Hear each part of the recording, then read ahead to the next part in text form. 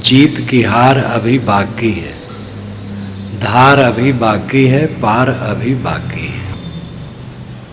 जवानी में जीत, बुढ़ापा में हार। जीवन में जीतने वाले थोड़े लोग हैं और सब हार करके जाने वाले हैं।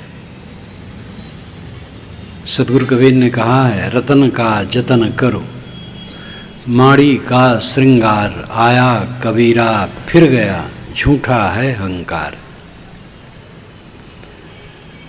रतन का जतन करो। शरीर, इंद्री, मन, अंतःकरण आपको मिले हैं, ये रतन है, इन्हें जतन से रखो। जितने श्रृंगार में भूलते हो माड़ी का है। कपड़ा पर माड़ी चढ़ा दी जाती है तो कपड़ा चिकना लगता है, धो देने पर कपड़ा खखरा हो जाता है। सारी चमक दमक क्षणिक है। आया कबीरा फिर गया, झूठा है अहंकार। साहब कहते बड़े बड़े कहलाने वाले आए और चले गए, इसलिए यहाँ का अहंकार झूठा है।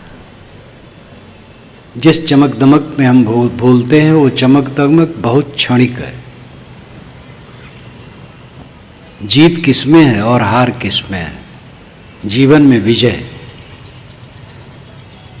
दिन जितने बीतते जाएं उतना आत्मसंतुष्ट होते जाएं, तृप्त होते जाएं, निर्भय होते जाएं, तो ये जीवन में विजय है।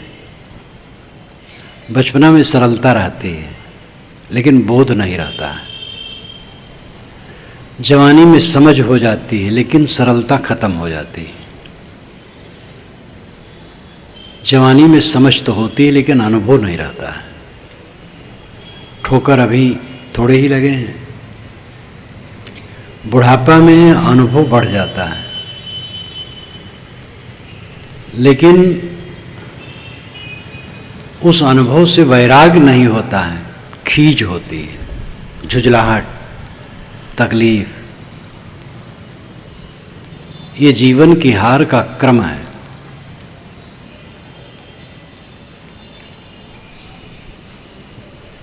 बचपना की सरलता, जवानी की समझ, बुढ़ापा का अनुभव, ये सब हम बनाए रख सकें तो जीवन में जीत होगी। तेषामसो विरजो ब्रह्मलोको ना ये जीवम नृतम न माया चेति। पिप्पलाद ऋषि के पास 6 जिज्ञासु आए ज्ञान के लिए, तो उन्होंने कहा कि तुम लोग यहाँ आश्रम में क्यों पड़े हो? कहे ज्ञान के लिए। प्रश्न है कुछ? कहे ठीक है, 1 वर्ष आश्रम में रहो, सेवा करो, 1 वर्ष के बाद पूछना, तो अगर मैं प्रश्नों को उत्तर जानता हूँगा तो उत्तर दूंगा। वो 1 वर्ष रह गए। गुरु भी कैसे और शिष्य भी कैसे, ध्यान दीजिए। पिप्पलाद ऋषि ये नहीं पूछते हैं कौन कौन प्रश्न है, कहते हैं अपना प्रश्न अपने पास रखो, साल भर के बाद पूछना, अगर मैं जानता हूँगा तो बताऊंगा। इतना लापरवाह गुरु और शिष्य भी ऐसे श्रद्धालु, साल भर रह गए प्रश्न पूछने के लिए। ये प्रश्न उपनिषद में बात आती है। सबके प्रश्न हुए, पिप्पलाद ऋषि ने उत्तर दिया। उसी दौरान में उन्होंने ये वचन कहा है, तेषामसो विरजो ब्रह्मलोको ना येष जीवम नृतम न माया चेति। निर्मल ब्रह्मलोक उसके लिए है जिसके मन में सरलता है, माया नहीं है, छल कपट नहीं है, और असत्य नहीं। सरलता, निर्माया और सत्य जिसके हृदय में है उसको निर्मल ब्रह्मलोक मिलता है। ब्रह्मलोक कहीं बाहर थोड़े है, आत्मलोक ही ब्रह्मलोक है।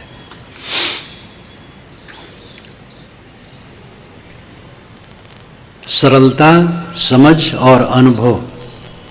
बचपना की विशेषता सरलता है, जवानी की विशेषता समझ है, बुढ़ापा की विशेषता अनुभव है। अगर ये सब को हम निखार के रख सकें तो जीवन में विजय है। इसको नहीं कर पाते हैं। बचपना की सरलता जवानी में खो जाती है। 2 बच्चे लड़ेंगे, मारपीट भी हो जाएगी, लेकिन कुछ समय के बाद आकर के खेलेंगे, वो बात भूल जाते हैं। जवान होने पर एक एक कुटेव आने लगता है। एक छोटे बच्चे को देखो, 4 वर्ष 6 वर्ष 8 वर्ष का है, दांत साफ हैं, आंखें मासूम, चेहरा निर्मल, छल कपट नहीं। जवान होता जाएगा, काइयाँ होता जाएगा, कुबुद्धि बढ़ती जाएगी, व्यसन लगता जाएगा। अच्छे पढ़े लिखे लोग पान खाते हैं, बीड़ी पीते हैं, सिगरेट पीते हैं, शराब पीते हैं, गुटखा खाते हैं, न मालूम कितनी नशा की चीज़ों का सेवन करते हैं। झूठ कपट छल अनेक विकार बनाते चले जाते हैं। और ये सब विकारों का परिणाम कहाँ जाएगा? जो कुछ हम रात दिन करते हैं वो सब की रिकॉर्डिंग तो अंदर में चलती है मन में, उसका परिणाम कहाँ जाएगा? आदमी एक एक दोष बनाता चला जाता है और उससे वो जलता चला जाता है। जवानी में समझ तो हो गई, बचपना में सरलता रहते हुए भी समझ नहीं रहती, इसलिए किसी की चमकीली वस्तु देख करके बच्चा रोने लगता है, कुछ भी पाने के लिए तड़पने लगता है। जवान ऐसा नहीं करता और समझदार हो जाता है, लेकिन उसके मन में इतनी तृष्णाएं बढ़ जाती हैं कि होश हवास नहीं रहता है। जवानी में सुख की बहिया लगती है, सुख आने वाला है, चारों तरफ से सुख मिलेगा, लेकिन सुख मिलता नहीं है। जवान भ्रम में है, बूढ़े तो समझ गए हैं, बाल पक गए, दांत उखड़ गए, चाम में सिकन आ गई, अब अभी भी सुख नहीं मिला। ये जवान लोग बूढ़ों से पूछ लें कि बाबा आपको सुख मिला है कि नहीं। अगर ईमानदारी से बताएं तो बता सकते हैं कि सुख कुछ नहीं मिला है। ये बूढ़े लोग मालूम होता बताना भी नहीं चाहते हैं, शायद सोचते हो हमें कोई नहीं बताया, हम इनको क्यों बताएं, ये भी भटके। लेकिन किसी जवान को बूढ़ा बताए भी तो जवान विश्वास करेगा? वो सोचेगा इन्होंने तो सुख ले लिया और हमें भटका रहे हैं। सुख के लिए भ्रम जवानों को रहता है कि सुख मिलेगा। बुढ़ापा तक पता लग जाता है सुख को कुछ नहीं मिलेगा, चांटे जीवन भर केवल चांटे मिलेंगे और कुछ नहीं मिलेगा। चांटे मिले तो वैराग होना चाहिए, वैराग नहीं होता है। परिवार से असंतोष मिला, मित्रों से असंतोष मिला, अपने लोगों से असंतोष मिला, अपने शरीर से कष्ट मिला, अपने मन से कष्ट मिला, सब तरफ से कष्ट मिला, लेकिन होश नहीं। चारों तरफ से कष्ट मिला तो वैराग होना चाहिए, निर्मोहता होनी चाहिए, लेकिन निर्मोहता नहीं होती है, खींच होती है, सब उल्टा। रोते रोते आदमी जन्मता है, शिकायत करते करते जीता है और पछताते पछताते मरता है। ये जीवन की हार है। जानवर रोते रोते नहीं जन्मता है,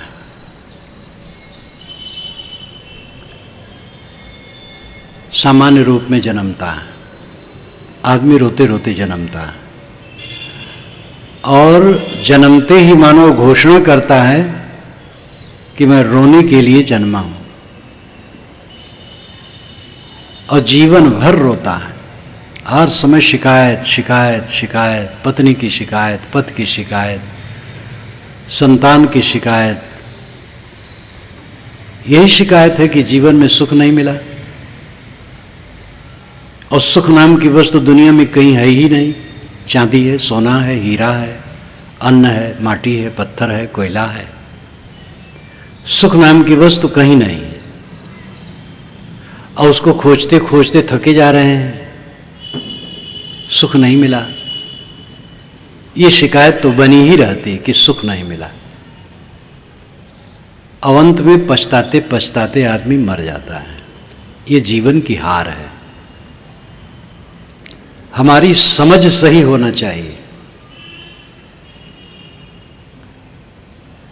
बुद्धि हृदय और इंद्रियां, ये तीन हैं। बुद्धि में समझ सही होना चाहिए, इंद्रियों में कर्म सही होना चाहिए, हृदय में धारणा सही होना चाहिए। बुद्धि में ब्रह्म है। अलौकिकता और चमत्कार में मनुष्य जुड़ा हुआ है। धार्मिक लोग इसको खूब फैलाते हैं। 2 नंबर का धंधा करने से व्यापार बढ़ता है, धन बढ़ता है। 2 नंबर प्रचार करने से धर्म बढ़ता है। वो धर्म होता है जनता,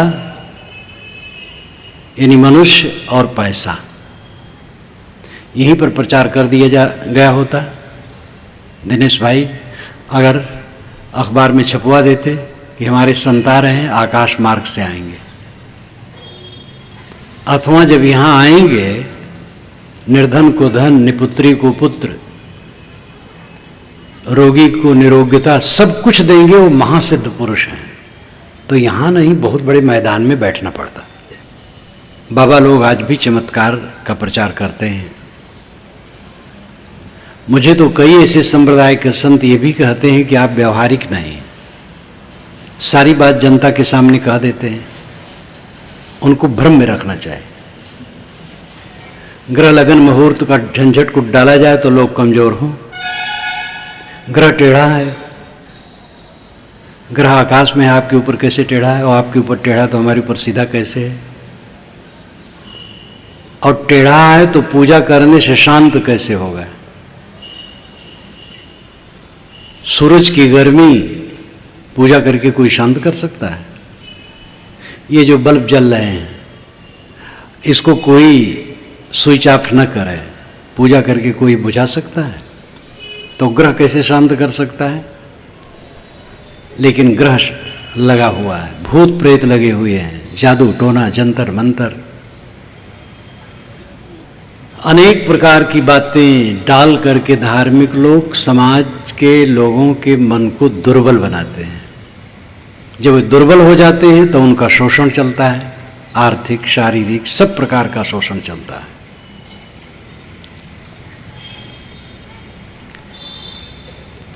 जन्म से कोई ऊंच और नीच होता है, ये दुर्बलता और मिथ्या अहंकार मनुष्य में डाला गया। जन्म से कोई नीच होता है, तलवार से किसी गला काट दिया जाए तो पाप है, लेकिन किसी के मन में बैठा दिया जाए कि तुम जन्म से नीच हो, ये महापाप है। और ये पाप बैठाया गया धर्म के नाम पर, भगवान की आज्ञा है। शास्त्रों में भगवान ने ऐसे ही कहा है, प्रभु की देन है। हम नीच जाति के हैं क्योंकि प्रभु ने ऐसा विधान किया है। बड़ी मीठी मीठी मार मारी गई है।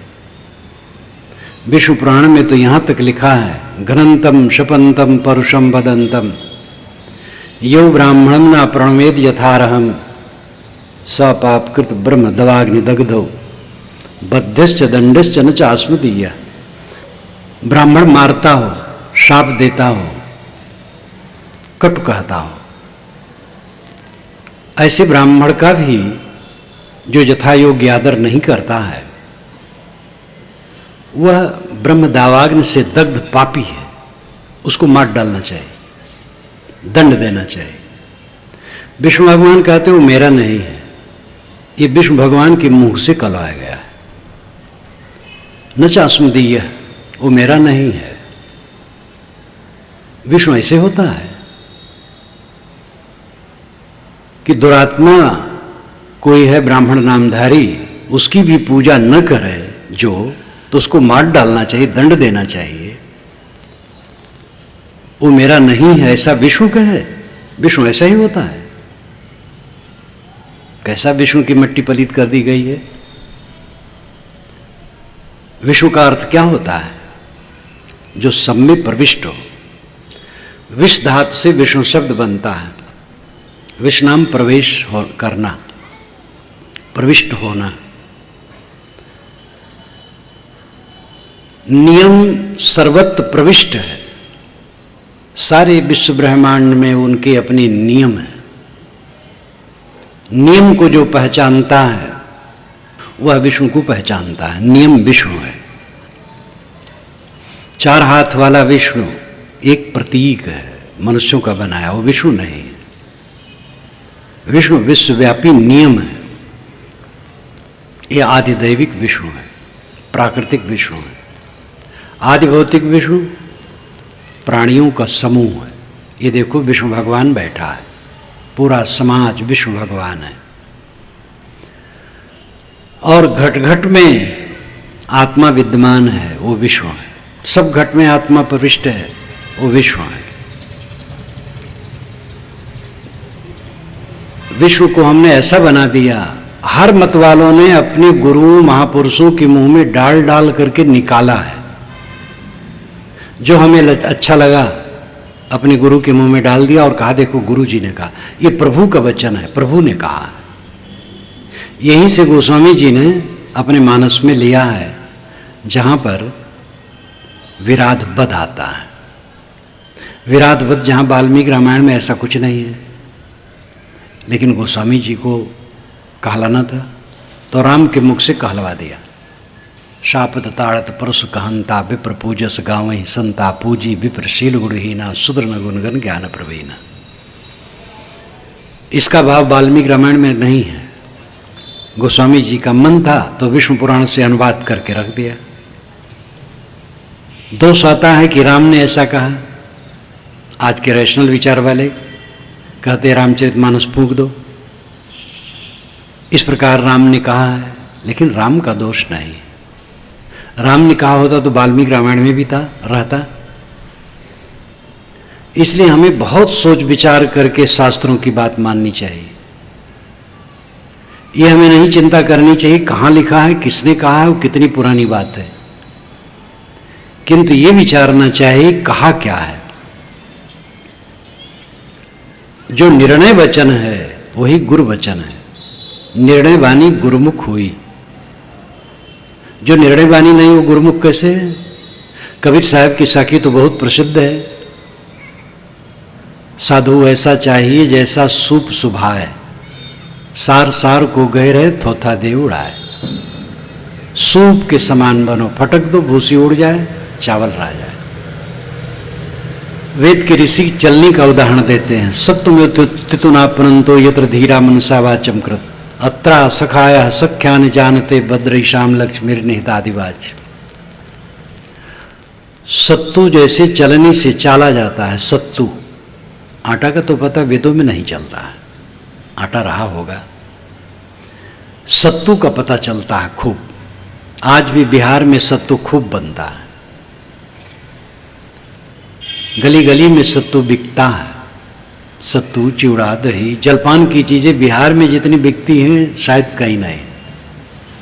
सत्तू बहुत पुराना है। सत्तमेव तितुना, तितौना नाम चालना, तितौ नाम चलनी।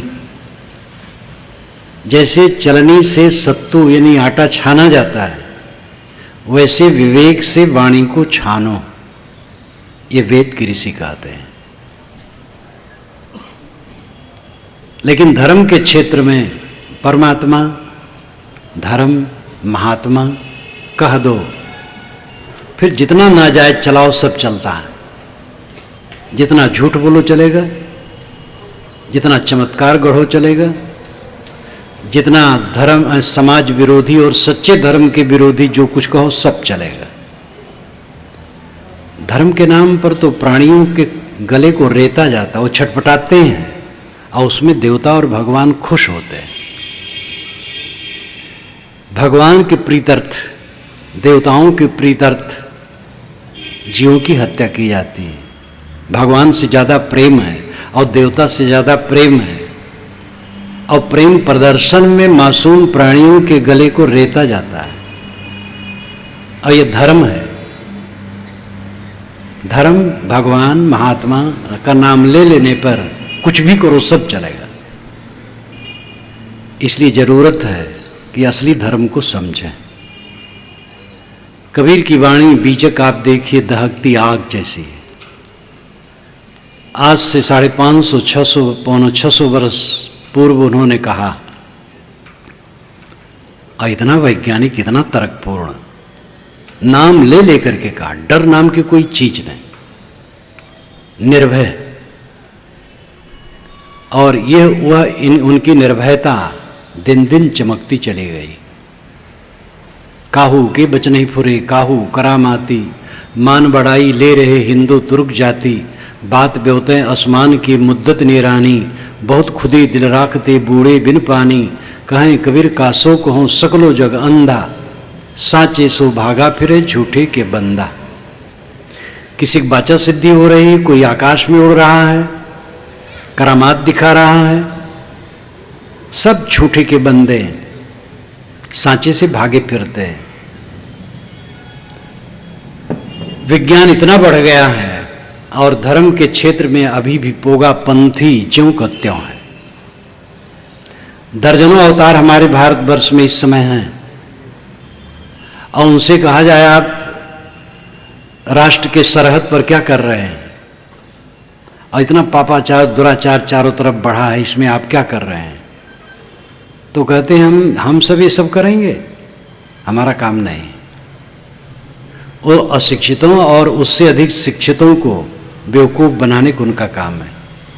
लोग कहते हैं कि गांव वाले अनपढ़ लोग अंधविश्वासी होते हैं, लेकिन सर्वाधिक अंधविश्वासी शहर वाले और पढ़े लिखे लोगों में पाया जाता है। ये बड़े बड़े तांत्रिक, बड़े बड़े धोखेबाज किसको फंसाते हैं? ये धनवानों और पढ़े लिखे लोगों को फंसाते हैं। करीब करीब 95% से अधिक अंगूठियां कौन पहनता है? शिक्षित लोग। एक एक उंगली में 2-2 अंगूठियां, और राजनेता हैं तब तो 10 में पहनना चाहिए। एक एक उंगली में 2-2 अंगूठियां, 3-3 अंगूठियां। इतना अंधविश्वास, इतनी जड़ता, शिक्षित अशिक्षित में कुछ फर्क नहीं। अक्षरधाम में जब मैं गया पहली बार तो एक इंजीनियर मुझे दिखाने आया स्पेशल रूप में। एक मूर्ति के सामने गया तो कहा कि महाराज इसने दूध पिया। मैंने कहा आप कौन सी इंजीनियर हैं? पत्थर की मूर्ति दूध पीती है? इतनी भी समझ नहीं आज के युग में। गणेश जी को दूध पिला दिया गया था पूरे भारत में और विदेश में भी, और वो भी एक ही दिन श्रद्धा रही। अगर 4-6 महीने पिलाया गया होता तो गणेश जी घूमते फिरते अब तक। तो अंधविश्वास का प्रचार जोर दे करके किया जाता है। बुद्धि सही होना चाहिए, वस्तु विवेक होना चाहिए। पहली जरूरत है कि वस्तु विवेक हो। पानी कैसे बरसता है? प्रकृति के अपने नियमों से बरसता है। कोई देवता बैठ करके बरसाता नहीं। कोई देवता बरसाए तो खेत में बरसाए, सड़क में न बरसाए, क्योंकि सड़क में कीचड़ हो जाता है। और पानी की जितनी जरूरत हो उतना बरसाए, ज़्यादा न बरसाए, कम न बरसाए। भूचाल क्यों लाएगा वो? भूचाल से कोई फायदा नहीं होता है। सूखा और दाह क्यों करेगा? ये सब प्रकृति के नियमों से होता है। ये हमारी बुद्धि सही चीज का निर्णय करने वाली होनी चाहिए। इसलिए पहले समझ सही हो। बाहर से हमें कुछ प्राप्त होने वाला नहीं है। मोक्ष, परमात्मा, शांति, ये बाहर से प्राप्त होने की वस्तु नहीं है। जिसे हम प्राप्त करना चाहते हैं वो हमारे अंदर ही है। अपने को ठीक करना, हर दिशा में समझ सही होनी चाहिए। मनुष्य बराबर हैं, मूलतः बराबर हैं, अपने गुण कर्मों से ऊंचे नीचे होते हैं। जन्म से कोई छोटा और बड़ा नहीं है। वर्ण व्यवस्था के पक्षधर कहते हैं कि हम वैदिक सनातन धर्मी हैं। चारों वेदों में कहाँ लिखा है कि मनुष्य में जन्मजात कोई बड़ा और छोटा होता है? हम सनातन धर्मी हैं। ब्राह्मण वेद का अधिकारी है, शूद्र और स्त्री नहीं। किस वेद में, किस अध्याय और कांड में, किस सूक्त में, किस मंडल में लिखा है कि वेद पढ़ने की अधिकारी स्त्री और शूद्र नहीं? कहीं नहीं लिखा है। तो इस प्रकार ऐसी सी बातें की जाती हैं, अपने उनके मत के अनुसार ही नहीं रहता है। चारों वेदों में छुआछूत की बात की कोई पंक्ति मैंने नहीं पाई, बल्कि ये लिखा मिला समानी प्रभा सौ अन्न भागा, हमारी पौशाला एक हो, हम एक साथ भोजन लें। लेकिन वेद के पक्षधर अपने को कहते हैं कि स्त्री को अधिकार नहीं है, शूद्र को अधिकार नहीं है। शूद्र और स्त्री को पाप कर्म भी नहीं लगता होगा। अगर वो गलत कर्म करें तो उनको जेल नहीं जाना चाहिए। अगर पाप लगता है तो पुण्य भी लगना चाहिए, और पाप पुण्य लगते हैं तो ज्ञान के अधिकारी कैसे नहीं है? इतनी सी बात जो न जाने वो धार्मिक है और ज्ञानी है और विद्वान है और पंडित है। न ये शास्त्रोक्त है। शास्त्रों के मूल में क्या है? हिंदू शास्त्रों के मूल में वेद है। हरिद्वार में एक मीटिंग में जब ये बात आई तो एक मंडलेश्वर ने कहा आप ठीक कहते हैं, लेकिन मर्यादा तो मर्यादा। हम कहे कैसी मर्यादा? तो बोल नहीं पाए। मैंने कहा, उन्होंने कहा प्रमाण, तो हमने कहा प्रमाण, अंतिम प्रमाण क्या है, कौन ग्रंथ है? तो वेद कैसे कहें? वो जानते थे, विद्वान हैं। वेद में ऐसा नहीं है। गोलमोल रह गए। फिर मर्यादा, हमने कहा कैसी मर्यादा? तो वहाँ गद्दी लगी थी, तो गद्दी छोड़ दिए थे, तो छोटी छोटी गद्दी रख करके हम सब बैठ गए थे। तो दोनों हाथ उठा के कहा इसकी मर्यादा, व्यास गद्दी की। तो मैंने कहा एक धीवरी का बच्चा अगर ज्ञानी आवे तो इस पर बैठ सकता है कि नहीं? तो सब हंस दिए, वो भी शर्मा गए। व्यास गद्दी वेद व्यास के नाम से है। वेद व्यास धीवरी के बच्चे थे, उन्हीं के नाम से व्यास गद्दी कही जाती है। तो आज अगर कोई धीवर का बच्चा हो और ज्ञानी हो तो नहीं बैठ सकता है, तो बेचारे लज्जित हो गए। अपनी बात को हम पूर्वापर का विचार नहीं कर पाते हैं, क्योंकि नाजायज फायदा जो उठाते आए हैं वो उठाने का मन बना है। एक वर्ग को दबाओ, अपनी दादागिरी सिद्ध करो, लेकिन इतिहास आगे बढ़ता, पीछे लौटने वाला नहीं। कबीर जो आज से 500 वर्ष पूर्व चाहते थे कि मानव मात्र का समान अधिकार सभी दिशाओं में हो और कोई किसी को अछूत न कहे, अछूत कहे तो दंडित हो, वह कानून के रूप में आज ढल गया है। लोकसभा भवन और विधानसभा भवन में चाहे वर्ण व्यवस्था के पक्षधर बैठे हों, लेकिन वो एक कानून बनाने के लिए विवश हैं कबीर के विचारों के अनुसार, जो मानवतावादी है। और कबीर का विचार कबीर का नहीं है, आपकी सत्ता का है। कबीर जो कुछ कहते हैं आपकी बात कहते हैं, जनता की बात कहते हैं, मूल बात कहते हैं। समझ हमारी सब दिशा में साफ होनी चाहिए। मनुष्य समान है, हर मनुष्य कल्याण का अधिकारी है, हर मनुष्य अपनी योग्यता के अनुसार कहीं भी किसी तरफ विकसित हो सकता है। ये पक्की समझ होनी चाहिए। कोई संप्रदाय सत्य का ठेकेदार नहीं है, क्योंकि अलौकिकता एक झूठी धारणा है। सारी पुस्तकें मनुष्यों की बनाई है, सारे महापुरुष केवल मनुष्य हैं, सारे संप्रदाय मनुष्यों के चलाए हैं। अलौकिकता नाम की कोई चीज नहीं है, एक स्वतः प्रमाण कुछ नहीं है। कोई ईश्वर एक बैठा होता जोरावर आकाश में और वो किताब भेज देता, हम सब मान लेते। ऐसी कोई किताब नहीं जिसको सब माने। भारत के कानून को भारत भर के लोग मानते हैं, लेकिन ऐसी कोई किताब नहीं जिसको सब माने। इसलिए जरूरी है कि हम और आप मेल मिलाप से बात करें। आपकी किताब को हम पढ़ें, हमारी किताब को आप पढ़ें, और सबके विचारों को समझें, बूझें और निर्णय करें और सत्य लें। अपनी कहे मेरी सुने, सुन मिल एक होए, ये कबीर साहब का वचन है।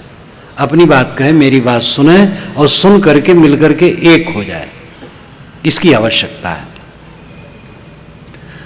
जैसे वर्ण व्यवस्था और जात पात के क्षेत्र में दादागिरी चली, और आज भी उसका असर है, वैसे सांप्रदायिकता की दादागिरी चली। हम आस्तिक हैं, तुम नास्तिक हो। यज्ञ करने वाले पशुवध करते थे, वे आस्तिक बने थे। तथागत बुद्ध, महावीर स्वामी, जीव हिंसा को रोके, उनको नास्तिक कहा गया। स्वामी शंकर को वैष्णव नास्तिक कहते हैं, स्वामी शंकर उनको नास्तिक कहते हैं। स्वामी दयानंद ने सबको नास्तिक कहते हैं। हम आपको नास्तिक कहते हैं, आप हमें नास्तिक कहते हैं। और हर जगह ये लीला है। इस्लाम परंपरा में, ईसाई परंपरा में है, बौद्ध मत में एक दूसरे कटाकटी, जैन मत में, कबीर पंथ में, कबीर साहब का खास ज्ञान तो अमुक कबीर पंथ की शाखा में आए, दूसरे में नहीं।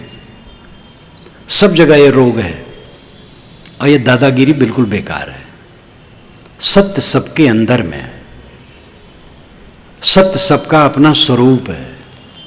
जो जितना उसको परिमार्जित करके शुद्ध कर ले, अपनी दशा में आ जाए, उसका कल्याण होगा। संप्रदाय, सारे संप्रदाय आदरणीय हैं। कहीं से भी कोई हो, उसे यथार्थ गुरु मिलना चाहिए जो रास्ता ठीक से दिखा सके और वो अपने को समझे,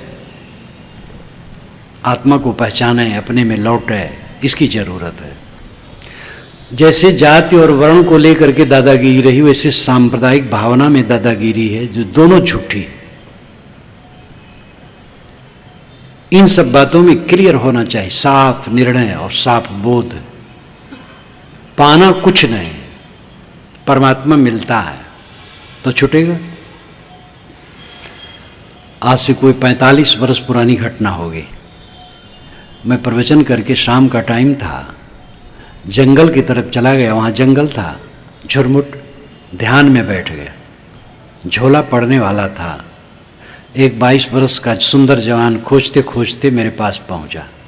जब पहुँचा तो मुझे आहट हुई। मैंने आके खोली, क्यों भाई, क्यों आए? महाराज, परमात्मा कब मिलेगा? छूटते ही कहा। मैंने कहा, परमात्मा से बिछुड़ने की तारीख तुम बताओ तो मिलने की तारीख मैं बताऊं। वो ठगमारा खड़ा रह गया। मैंने बैठाया, बातचीत हुई।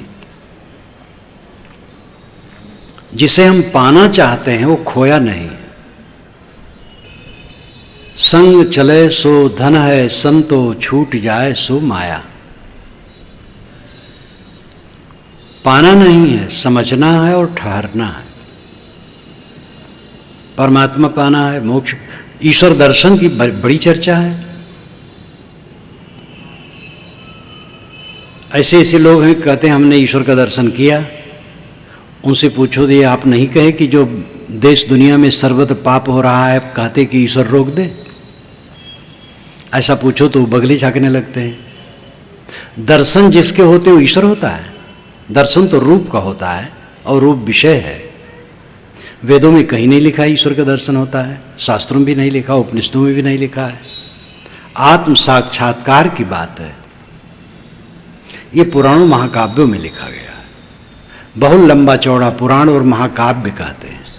बौद्धों और जैनों के विचार फैल गए थे। पंडितों के तब तक यज्ञ याग होते थे, आम जनता को कुछ नहीं मिलता था।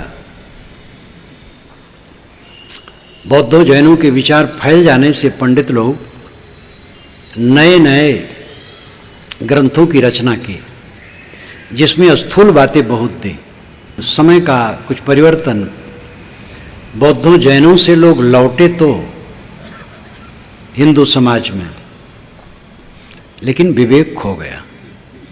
उपनिषद जैसा चिंतन जिस दुनिया में हुआ हो, वहाँ के लोग इस तरह भटक रहे हैं, ये आश्चर्य का विषय है। उपनिषदों में अवतारवाद नहीं है, दैववाद नहीं है, चमत्कार नहीं है और पाप कटने का झांसा नहीं है कि गंगम नहाओ पाप कट जाए, नाम लो पाप कट जाए, सब कुछ नहीं। निर्णय की बात, धारदार बात है।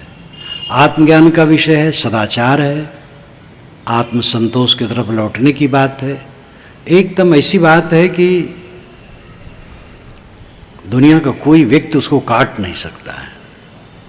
यह अलग बात है कि उपनिषदों में भी कुछ ऐसी चीजें हैं जो हटा देने योग्य है, लेकिन उसमें हीरे मोती इतने हैं जो बहुत हैं। उपनिषद जैसा चिंतन जिस देश में हुआ हो वहाँ के लोग इतने क्यों भटके? क्योंकि पंडितों ने उपनिषदों का मनन चिंतन नहीं किया, इसको बढ़ाया नहीं, उनको लाभ इसमें होने वाला नहीं था, कर्मकांड में लाभ होने वाला था, इसलिए कर्मकांड की बातें कही। 18 पुराण और महाभारत में करीब 40,000 श्लोक हैं जो चमत्कारी और सस्ते सस्ते नुस्खे जनता को दे करके लुभावनी बात की गई है। ये सब बढ़ा, अंधविश्वास बढ़ा, अज्ञान बढ़ा। परमात्मा के दर्शन, यत् चक्षुषा न पश्यते इन चक्षुष पश्यत तदेव ब्रह्मत्वं विद्यनेदम यदमुपास्ते। आंखें जिसको नहीं देखती किंतु जिसकी सत्ता से आंखें देखती हैं उसको तो ब्रह्म जान। आंखों से देख करके जिसकी तू उपासना करता वो ब्रह्म नहीं है। देखने वाला ब्रह्म है, जो दिखाई देता वो ब्रह्म नहीं है। ईश्वर दर्शन का झांसा दिया जाता है, तो निर्णय बुद्धि में सही होनी चाहिए। मनुष्य मूलतः बराबर है, कोई संप्रदाय का सत्य का ठेकेदार नहीं है। हमारा जो प्राप्तव्य है हमारे अपने में है, बाहर से कुछ मिलने वाला नहीं है, और हमें स्वयं अपने आप को सुधारना है। जो कुछ हम सोचते बोलते और करते हैं उसके हम जिम्मेदार हैं, कोई हमसे करवाता नहीं है। भगवान की माया हमें नहीं भटकाती, हमारी माया हमें भटकाती है। मन का मोह माया है, कोई माया आकाश में नहीं बैठी जो किसी के ऊपर कूद पड़े। हमारी अपनी बनाई माया है, वही हमें भटकाती है। हम चाहें तो मन के मोह को मिटा दें, माया मिट जाए। ये सारी बातें साफ समझ में होनी चाहिए, और फिर इसके लिए कर्म होना चाहिए। साधना, सेवा, स्वाध्याय, साधना। क्रोध, काम, लोभ, मोह जो हमने अनाद काल से पाल रखा है, उनके विरोध में क्षमा, दया, शील, समता, संतोष, इनकी रहनी में रहें। दुर्गुणों की जगह पर सद्गुणों का व्यवहार बढ़े, तब धीरे धीरे मन का मैल मिटेगा और हृदय में वही स्थित हो। हमारे जीवन में हार क्यों? क्योंकि समझ ठीक नहीं है, आचरण ठीक नहीं है। बौद्धिक संतोष, चारित्रिक संतोष, आत्मिक संतोष, ये तीनों संतोष जीवन का परम संतोष है। बौद्धिक संतोष चमत्कार को पाल करके कभी नहीं होगा। बाबा 500 वर्ष के हैं, आज भी बाबा लोग 500 वर्ष के होते हैं। वो 80 वर्ष के होते हैं, लेकिन 500 वर्ष के कहे जाते हैं। वेद के ऋषि कहीं नहीं कहते हैं कि कोई कई सौ वर्ष जीता है। 100 वर्ष जीने कहते हैं, या 100 से ऊपर। सरदा शतात कहीं कहीं कहा गया है, यानी 100 से ऊपर। और जीवीम सरदा शतम तो प्रसिद्ध वचन है। वैसे दर्जनों दर्जनों बार ये कहा जाता है हम 100 वर्ष जिए, 100 वर्ष सूरज को देखें, 100 वर्ष उषा को देखें। 100 वर्ष जीने की कामना की जाती है, और पीछे के लोग करोड़ों करोड़ों अरबों अरबों वर्ष जी डाले। काकभूषुंड जी तो 27 कल्प तक एक ही आश्रम में रहे जहां गरुण जी उनको मिले हैं, रामचरितमानस के अनुसार। काकभूषुंड ने कहा, यहां बसत मही सुन खग ईसा, बीते कल्प 7 अरुबीसा। अय खगेश, इस आश्रम पर रहते रहते मेरे 27 कल्प बीत गए हैं। 4 अरब 32 करोड़ वर्ष का एक कल्प होता है। 1 खरब 16 अरब वर्ष से मैं इसी आश्रम पर हूं, और हर त्रेता में राम जन्म की बाल लीला देखने अयोध्या जाता हूं। अब ये आंखों देखा हाल, इसको कौन नहीं मानेगा? काकभूषुंड जो कहते हैं वो बिल्कुल सच है, क्योंकि स्वयं वो देखते हैं, हर त्रेता में देखते हैं। हर त्रेता में राम जन्मते हैं, हर त्रेता में वो जंगल निकाले जाते हैं, हर त्रेता में वो सुपनेखक नाक कान काटते हैं, हर त्रेता में सीता हरी जाती है। ये कोई नाटक तो नहीं है। वाल्मीकि रामायण में तो ऐसा कहीं नहीं लिखा है। गोस्वामी जी ने लिखा तो उसको पुष्ट करना चाहिए, तो काकभूषुंड को इतना लंबा जिलाना चाहिए। लेकिन वाल्मीकि रामायण में मुझे काकभूषुंड शब्द नहीं मिला। काकभूषुंड है ही नहीं वाल्मीकि रामायण में। कैसा कैसा चक्कर है। 1,16 अरब वर्ष एक ही आश्रम पर है। ये सब धर्म ग्रंथ हैं, मान्य है, तो क्या मान लेना चाहिए सब बात? विचारो। 55 वैदिक मुद्दों को कलिवर्ज कह करके आज से 1000 वर्ष पूर्व पंडितों ने त्यागने की राय दी है। ध्यान दीजिए, 55 वैदिक मुद्दों को आज से 1000 वर्ष पूर्व पंडितों ने कलिवर्ज कह करके पुस्तकें लिखी और उन्होंने त्यागने की राय दी, और सब वैदिक मुद्दे हैं। और कहा एक कलिवर्ज है। जो लोग कहते हैं कि वैदिक परंपरा में कुछ शोधा नहीं जा सकता, प्रत्यक्षी पंडितों ने 55 मुद्दों को हटा दिया। जो कहते हैं कि वैदिक लोग पोगापंथी होते हैं, ये भी ठीक नहीं है। पोगापंथी होते तो ये शोध क्यों डालते? पोगापंथी हम जिनको बहुत कहते हैं कि बड़े सांप्रदायिक होते, वे भी शोधते हैं। कम बेश सब जगह शोधना है। ये जो संस्कृत सभ्यता का प्रवाह है और धर्म के नाम पर जो कुछ भी है उसमें स्थिर थोड़े रहता है। असली धर्म स्थिर रहता है। हिंदू धर्म, इस्लाम धर्म, जैन धर्म, बौद्ध धर्म, ईसाई धर्म, यहूदी धर्म, बहुत धर्म कहा जाता है। ये धर्म नहीं है, ये संप्रदाय है, समाज है, परंपरा है। धर्म एक है जो सनातन है, वह है अपने पर संयम और दूसरे के लिए शील का बर्ताव। नाम की कल्पना, राम अल्लाह का नाम, ये कुछ 100 वर्षों से है। इसी प्रकार सब जितने नाम रूप हैं सब किसी देश काल में बने हैं।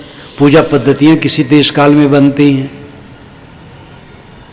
लेकिन संयम और शील का मूल्य कभी कम नहीं होता है।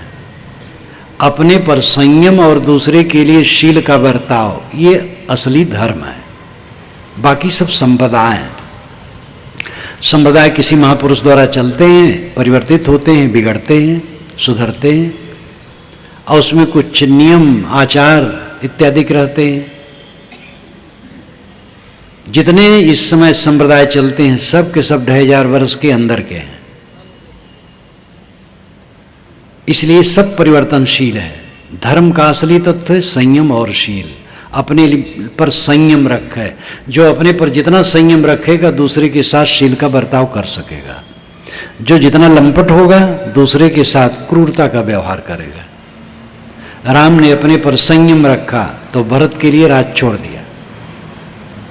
भरत ने आप पर अपने संयम किया तो राम के चरणों में राज चढ़ा दिया।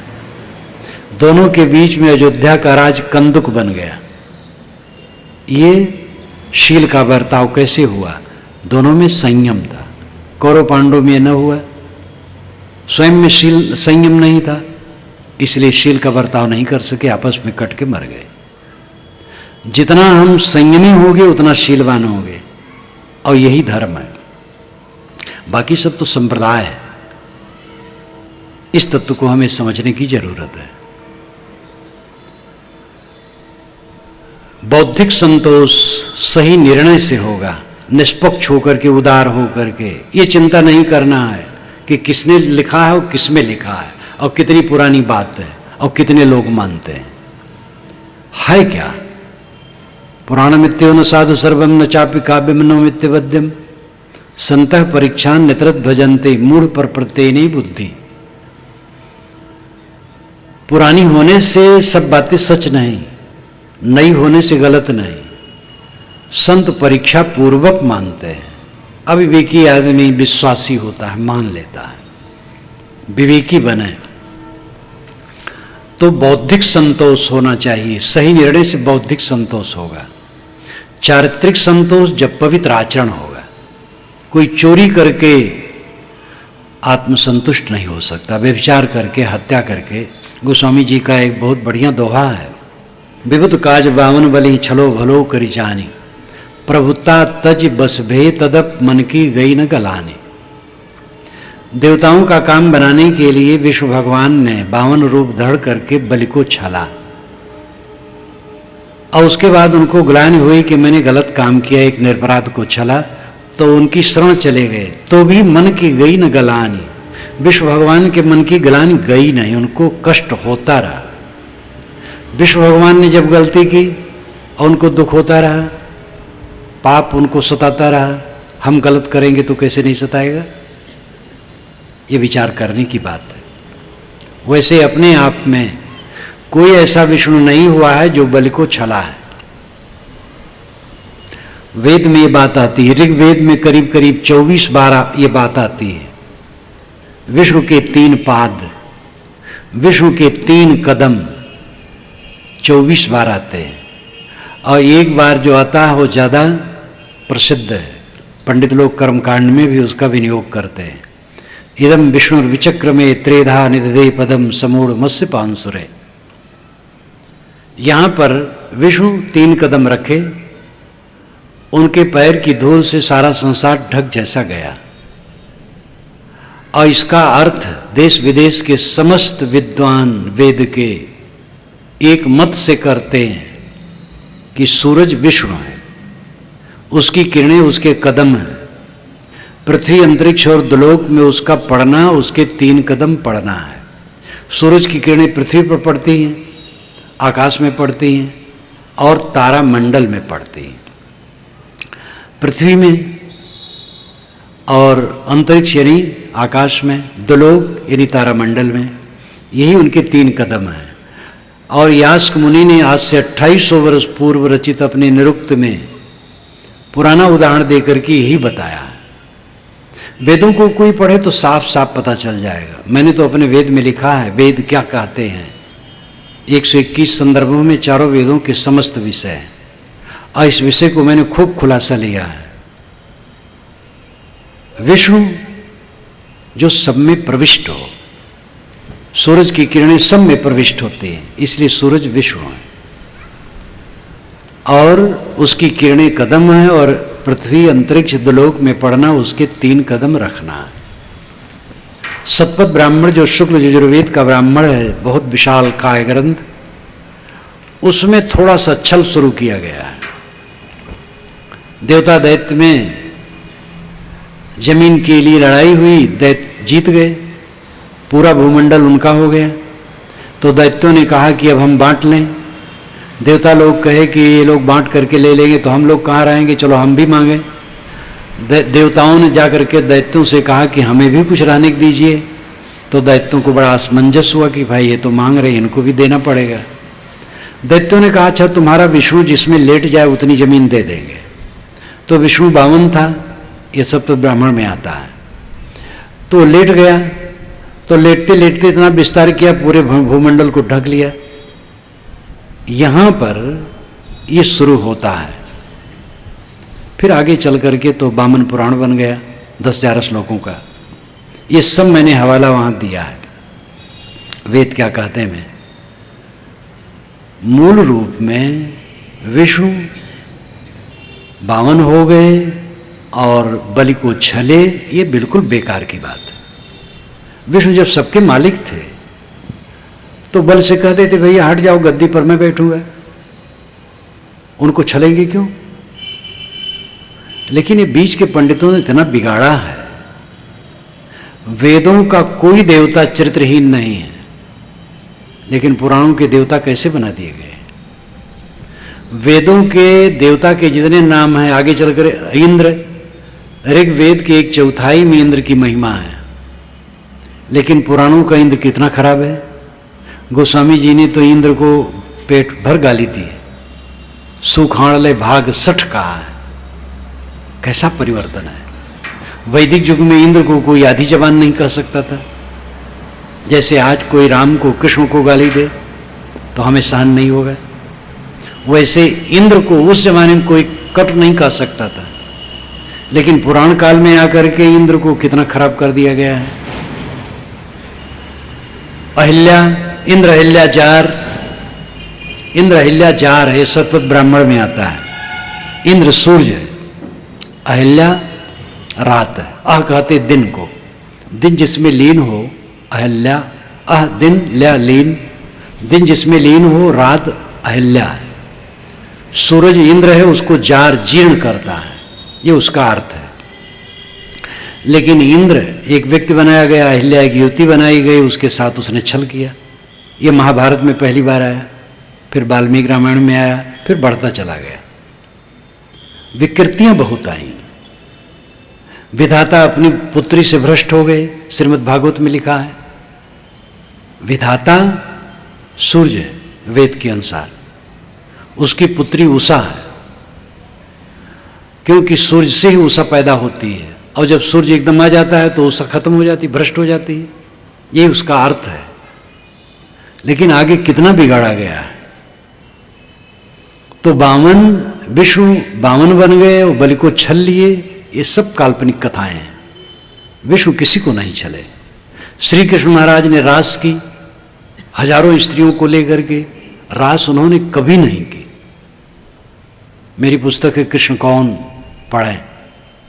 पहली बार जब मैं छापा, अयोध्या के पंडितों ने कहा कि इस ढंग से प्रस्तुत तो आज तक हम लोगों के सामने नहीं हुई, और ये सच्ची बात लगती है।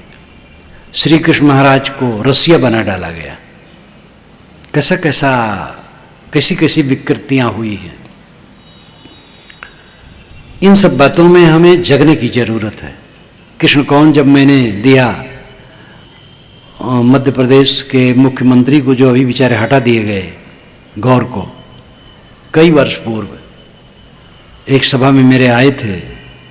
तब मध्य प्रदेश में भारतीय जनता पार्टी का ही राज्य था और वे कैबिनेट मंत्री थे। तो मेरी सभा में आए थे रायपुर, उनको दिया तो बहुत खुश हुए। कहे कि मैं ऐसी चीज चाहता था कि श्री कृष्ण के विषय में इतना स्वस्थ स्वरूप कहीं मिले। बहुत खुश हुए। तो समझ में भ्रम बहुत है, और इसके लिए उदार बन करके निर्णय को समझने की आवश्यकता है। हमारी बुद्धि निर्भ्रांत हो, आचरण पवित्र हो, बौद्धिक संतोष, आत्मिक संतोष, चारित्रिक संतोष। मैं कह रहा था कि कोई व्यभिचार करके, हत्या करके, चोरी करके चारित्रिक संतोष कैसे पा सकता है? गलत काम करके चारित्रिक संतोष कैसे मिले? कोई भी हो। और दुनिया की वस्तुओं में लोभा करके आत्मिक संतोष कैसे मिलेगा? ये चमक दमक कितने दिन की है? जवानी कितने दिन की? पद कितने दिन का है? मान बड़ाई प्रतिष्ठा, ये गुरुओं की गद्दियां कितने दिन की है? सब क्षणिक, सब क्षणिक, सब क्षणिक। गृहस्थ लोग अपने घर परिवार में डूबे और महात्मा लोग अपने मठ और शिष्यों में डूबे, तो दोनों बराबर हैं। प्रकृति के द्वारा कहीं क्षमा नहीं है। ज्ञानियों ने बना लिया है कि ज्ञानियों के साथ जो दुर्व्यवहार करता है, तो ज्ञानी से जो गलती होती है उसका फल उसी को मिलता है। और ज्ञानियों की जो सेवा करने वाले उनके भक्त हैं, तो ज्ञानी जो सत्कर्म करते हैं उसका फल सेवकों को मिलता है। ये बिल्कुल बेकार की बात है। वो ज्ञानी कौन है जो दुष्कर्म करे? ज्ञानी मुनि हो चाहे जो हो, जो करेगा सो भरेगा। न तो इन गुरु बाबा को संतोष मिलने वाला है, न सेठ बाबा को संतोष मिलने वाला है, और न राजनेता बाबा को संतोष मिलने वाले हैं। ये बाहरी चमक दमक में जितना बोलेंगे सब केवल संतोष मिलने वाला है। इस चमक दमक से ऊपर उठना होगा। आत्मिक संतोष तभी मिलेगा जब चमक दमक से ऊपर उठे। सारी चमक दमक झूठी, 4 दिन की चमक दमक है, और उसमें हम भटक जाते हैं, अपने को खो देते हैं। बौद्धिक संतोष के लिए निष्पक्ष निर्णय को स्वीकारना चाहिए। इस संसार में हमारा कौन महापुरुष है? एक बात पर ध्यान दीजिए, श्रद्धा बहुत काम की चीज है। जिसके पास श्रद्धा नहीं वो कहीं का नहीं है। लेकिन अधिक श्रद्धा हिंसा पैदा करती है। अगर हम कबीर साहब के प्रति अधिक श्रद्धा कर लें तो महाराज राम को, कृष्ण को, तथागत बुद्ध को, महावीर स्वामी को, हजरत मोहम्मद को, संत ईसा को, स्वामी दयानंद को नहीं समझ सकते। नाम कहां तक लें? अगर श्री राम में अधिक श्रद्धा कर लिए तो श्री कृष्ण को नहीं समझ सकते हैं। और धर्म संप्रदायों में यही हो रहा है। अपने गुरु और महापुरुष को बढ़ाते बढ़ाते एकदम आकाश के ऊपर बैठा दिया जाता है और दूसरे को नीचे दिखा दिया जाता है। ये श्रद्धा है कि हिंसा है? कौन मेरा महापुरुष है? दुनिया के जितने महापुरुष हैं सब मेरे हैं, जितने संप्रदाय हैं सब आदरणीय हैं, जितने शास्त्र हैं सब आदरणीय हैं। यहां पराया कौन है? इसलिए निर्क्षीर विवेक, सत्य निर्णय हमें ग्रहण करना है निर्भय होके। ये दृष्टि जब होगी तब बौद्धिक संतोष मिलेगा, क्योंकि सच्चा ज्ञान तभी मिलेगा। और जब चमत्कार से हट करके और छू मंत्र से जो पाप कटने की बात है, ये सबसे हट करके अपने कर्मों को सुधारा जाएगा, तब चारित्रिक संतोष मिलेगा। गलत काम कोई करे, भगवान भी करे, फल पाएगा। कोई भगवान हो, अगर ज्यादा भोजन कर लेगा तो पेट खराब हो जाएगा उसका। प्रकृति में क्षमा उमा नहीं है, सबको अपने कर्म फल भोगने हैं। इसलिए कर्म सुधार की बड़ी जरूरत है। चारित्रिक संतोष, जब इस पर विश्वास होगा कि जो हम सोचते बोलते और करते हैं उसके हम जिम्मेदार हैं और उनको सुव्यवस्थित करें, तभी शांति मिलेगी, तब चारित्रिक संतोष मिलेगा। और आत्मिक संतोष, जब दुनिया की चमक दमक से चित्त हमारा हटेगा। जीवन जितना बीते हमें शांति, गहरी शांति में पहुंचते जाना चाहिए। और होता है उल्टा। व्यापार लोग करते हैं तो 1 लाख रुपया लेकर के कोई व्यापार शुरू किया, 6 महीने में उसके पास 50,000 रह गए, 10 महीने में वो 30,000 रह गए, 1.5 साल में 10,000 रह गए। तो कौन सा व्यापार है? 1 लाख तो पूंजी बनी रहे, मुनाफा बढ़ता जाए, तब व्यापार सफल है। हमारे जीवन में जो बचपना में प्रसन्नता थी, जवानी में घट गई। जवानी में जो रही सही प्रसन्नता थी, बुढ़ापा में घट गई। जर्जरता तक पहुंचते पहुंचते झां झां करके मर गए। ये हार है। सबको जीवन मुक्त सुख भोगने के लिए जीवन मिला है। समय हमारे बीते और जीवन मुक्त के आनंद में हम पहुंचते चले जाएं। गृहस्थों को चाहिए कि वो बाल बच्चों को काम दे करके फुर्सत ले।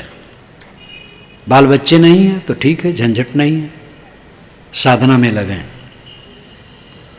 और बुढ़ापा में पहुंचकर वो कोई शौक न रखें, किसी पर शासन करने की चेष्टा न करें, निष्काम निर्माण बने। दिन जितने बीते हमारा मन संयमित हो, संयम और शील में चले, जीवन मुक्ति का आनंद लें। ये जीवन का फल है। दिन जितना बीतता जाता है दुख बढ़ता जाता है। बाल पके, तृष्णा और मोह ये दोनों जबरदस्त। बुढ़ापा में और तृष्णा और मोह।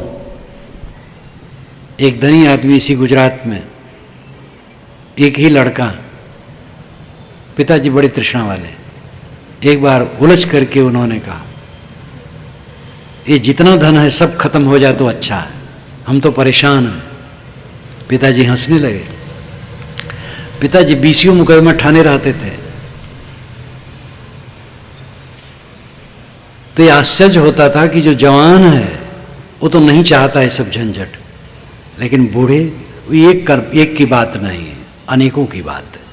कुछ ऐसे हैं समझदार जो साधना करते हैं। तो जीवन मुक्त सुख प्राप्त करने का अधिकारी हर मनुष्य, स्त्री पुरुष और हर मनुष्य। जीवन में शांति और तृप्ति बढ़ती जाए। आत्मिक संतोष, जो पाना था पा लिया, जो जानना था जान लिया, जो करना था कर लिया, जो पाना था पा लिया। शरीर अभी है ठीक, शरीर खत्म हो जाए ठीक, चलते फिरते खत्म हो जाए, कभी भी खत्म हो जाए। मेरा कुछ छूटना नहीं है। छोड़ने वाली चीज सारी छोड़ दी गई, समझ लिया गया कुछ मेरा नहीं, मन से छोड़ दिया। दो आदमी एक सेठ से 100 रुपये उधार लिए और कहे 1 महीना में दे देंगे। एक दे दिया, दूसरा नहीं दिया, बड़ा चालाक था। और चालाक ही बेवकूफ़ होता है। 6 महीने के बाद सेठ पकड़ पाया, उसे खंभे में बंधवा दिए और कहे रुपए दे दो तब छोड़ेंगे, नहीं छोड़ेंगे। कहा रुपए नहीं है। सेठ ने कहा अच्छा तो 100 प्याज खा लो, हम छोड़ देंगे रुपए। कहा खा लेंगे। प्याज रखे गए, 2-3 खाया और परेशान हो गया, नहीं खा पाया। कहा अच्छा 100 मिर्चा खा लो, हम छोड़ देंगे। कहे खा लेंगे। मिर्चा रखा गए, 1-2 खाया तो कलेजा जलने लगा, मुंह जलने लगा। कहा सेठ जी इसको नहीं खा पाएंगे। कहा अच्छा 100 जूता खा लो, हम छोड़ देंगे। उसने सोचा जूता खाना तो है नहीं, सहना है। पेट के बल लेट गया, पीठ पर जूते पड़ने लगे। जब 20 जूते पड़े तो दिमाग ठंडा हो गया। उसने कहा कि सेठ जी हम रुपए मंगाए देते हैं, आप कृपया छोड़ दीजिए। अब आप सोचिए समझदार कौन है, जो पहले ही नियत समय पर रुपया लौटा दिया। ये तो बदनाम हुआ। प्याज खाए, मिर्ची खाए, जूते खाए, अंततः रुपए दिए। छोड़ना है सबको, विवेक से छोड़ दो, शांति मिलेगी।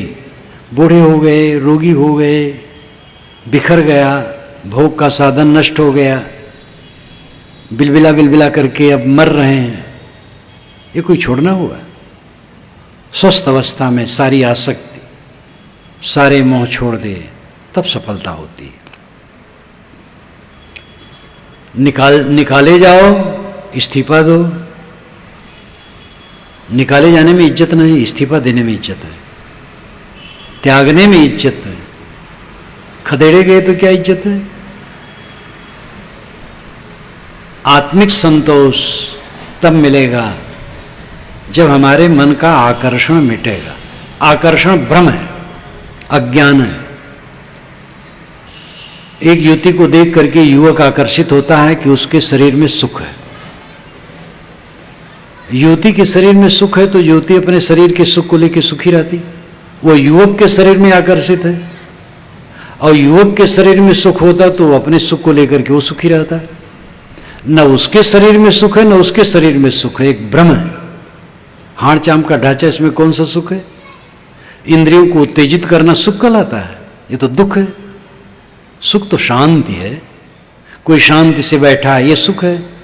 खलबली हो गई, काम वासना उदय हो गई, अब दूसरा चाहिए, तो सुख कहाँ हुआ? तो सुख एक भ्रम है। चमक दमक से मन जब तक न लौटेगा, लौटेगा कैसे? लौटाना पड़ेगा, साधना करना होगा। इसका लाभ पहले समझ में आवे, काम किया जाए तो काम होगा। आदमी चाहे कुछ पा जाए, अपने को धोखे में रखा है। हम जीवन भर ऐसी वस्तुओं के मालिक बने रहते हैं जो हमारी नहीं हैं। शरीर ही हमारा नहीं है तो क्या हमारा है? जिसके हम मालिक बने हैं फर्जी है। अपनी तरफ लौटो। कबीर साहब ने कहा, जब लग दिल पर दिल नहीं तब लग सब सुख ना है। जब तक दिल दिल पर ना होगा सब सुख नहीं होगा। महाराज कृष्ण ने गीता में कहा, आत्मन्यो आत्मना तुष्ट, आत्मा द्वारा आत्मा में संतोष। तथागत बुद्ध ने कहा, पटिवासे यत्तमत्तना, आत्मा द्वारा आत्मा में ही बस है, स्वयं में ही निवास करे।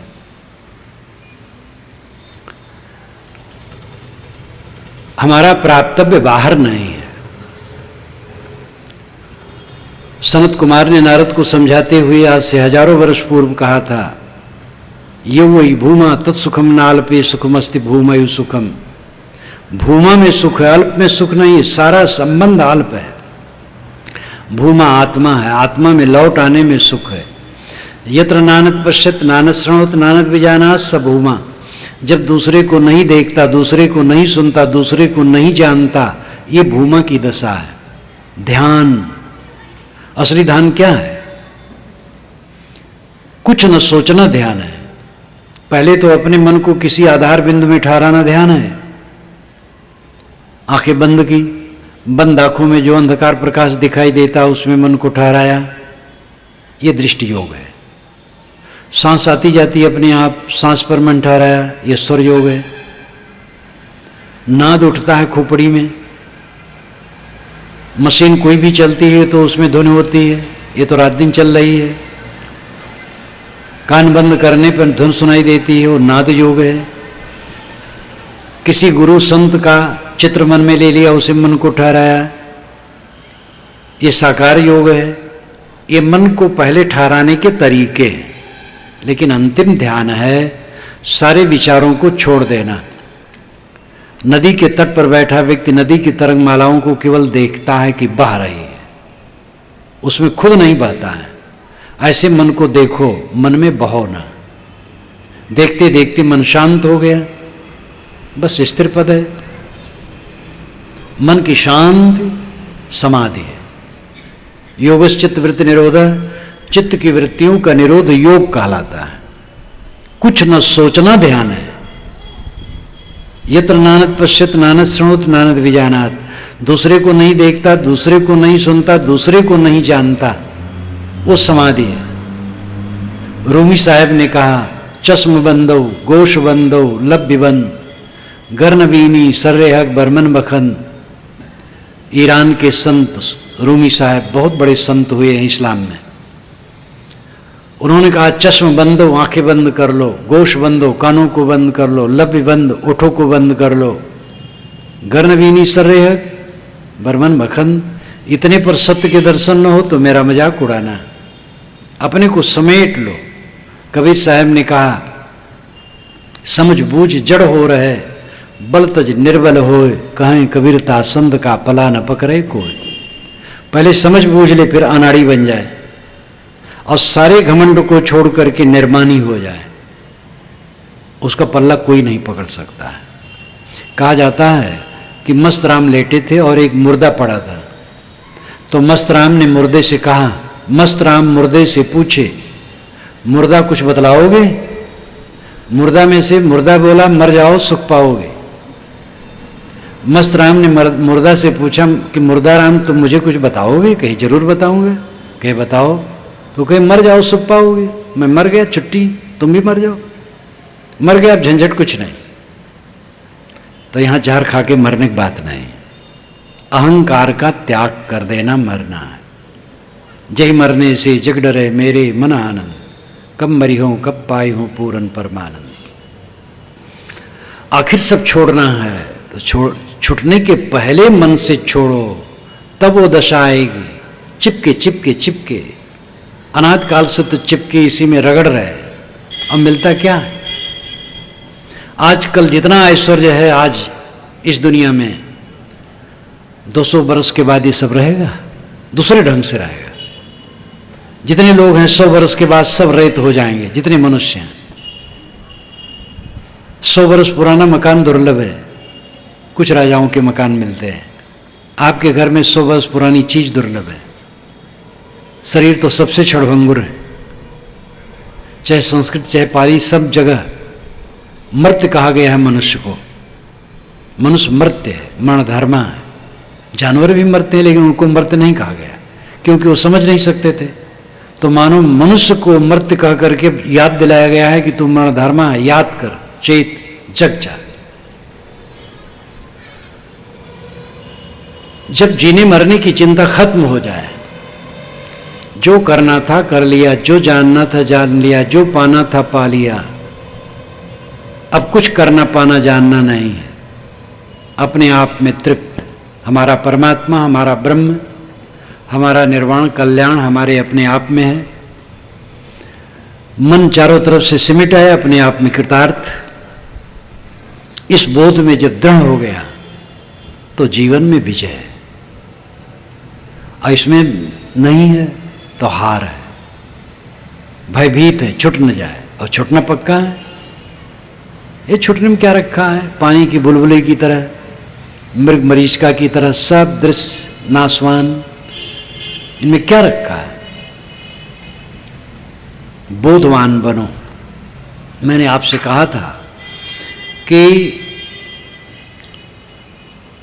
जीवन में जीत कैसे होगी और हार क्या है। रोते रोते, झंकते झंकते, पीड़ित होते होते मर जाना हार है।